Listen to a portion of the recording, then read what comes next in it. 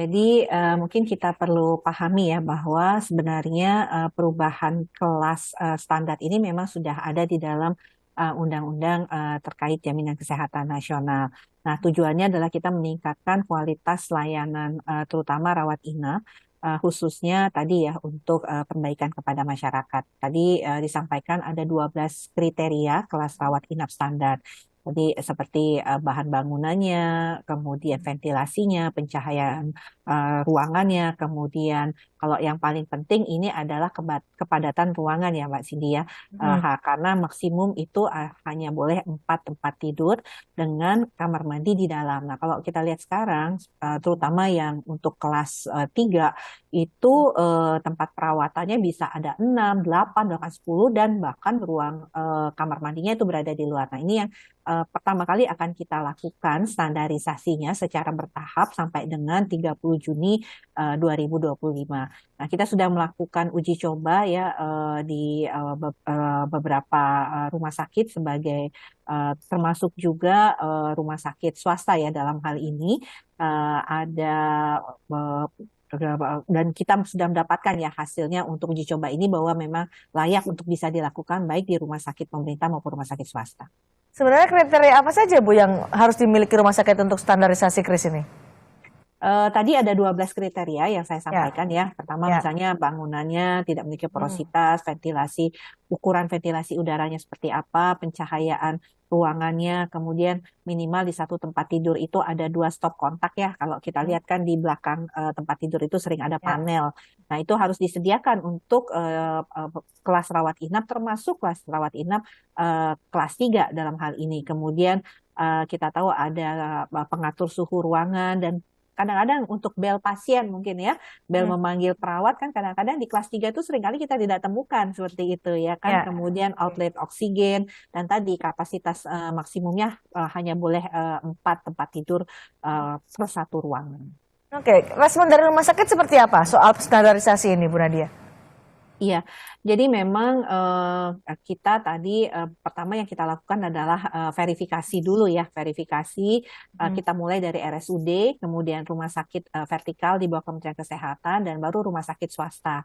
Apakah kita memang sudah siap ya untuk menjalankan KRIS ini? Karena kan kita tahu harus dimulai di 1 Januari 2023. Nah, tentunya setelah melakukan verifikasi dan kita melakukan tadi uji cobanya, maka kita melihat bahwa kita harus memberikan waktu untuk fasilitas pelayanan kesehatan baik pemerintah swasta untuk menerapkan kelas standar rawat inap ini. Nah, makanya kemudian itu harus selesai paling lambat 30 Juni. Termasuk juga nanti kita mempertimbangkan bagaimana untuk kelas 2 dan kelas satunya ya seperti apa ya, prosesnya. Karena kan tidak semua juga yang kelas 1 itu sesuai dengan standar yang kita harapkan.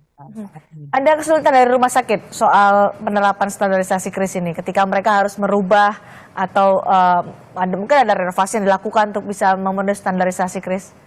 Ya, betul sekali. Jadi memang tantangannya tadi ya, terutama di kelas 3 ya, Mbak Sidi ya. Karena kan kelas 3 tadi kami sampaikan, umumnya itu bisa 10 sampai 15 orang, bahkan kemudian itu dari jumlah tempat tidur saja ya. Kemudian mereka kan harus merenovasi lah ruangannya itu untuk bisa hanya 4.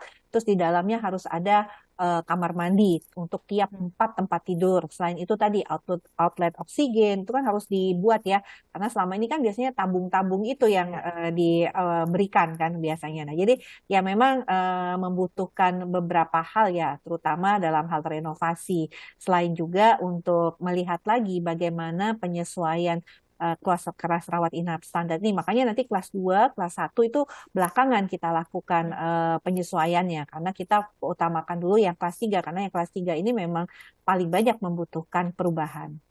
Bukan ini ada standarisasi dengan KRIS, tidak ada kelas 1, 2, 3 untuk BPJS Kesehatan. Sementara untuk iurannya, mereka yang membayar untuk kelas 1 kan lebih mahal dibandingkan dengan kelas 2 dan kelas 3. Tapi kemudian ditiadakanlah kelas 1, 2, 3 di BPJS Kesehatan mendapatkan fasilitas yang sama dengan mereka yang membayar lebih rendah dibandingkan mereka yang kelas 1. Itu bagaimana penjelasan soal ini, Bu?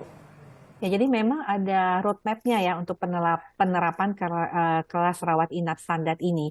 Jadi kita memang sudah mulai tadi ya dengan uji coba tahap pertama itu di 4 rumah sakit milik pemerintah. Kemudian kita tambahkan lagi 10 rumah sakit yang mulai juga sudah ada rumah sakit swasta dengan berbagai tipe.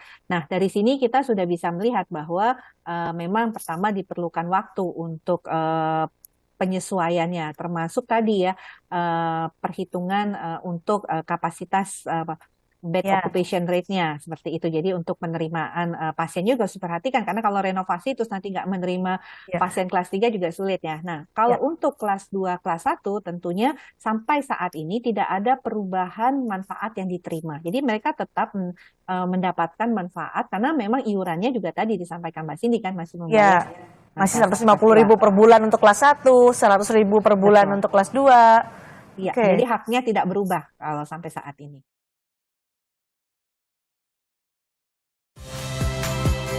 Saya Nitya Anissa, saksikan program-program Kompas TV melalui siaran digital, pay TV, dan media streaming lainnya. Kompas TV, independen, terpercaya.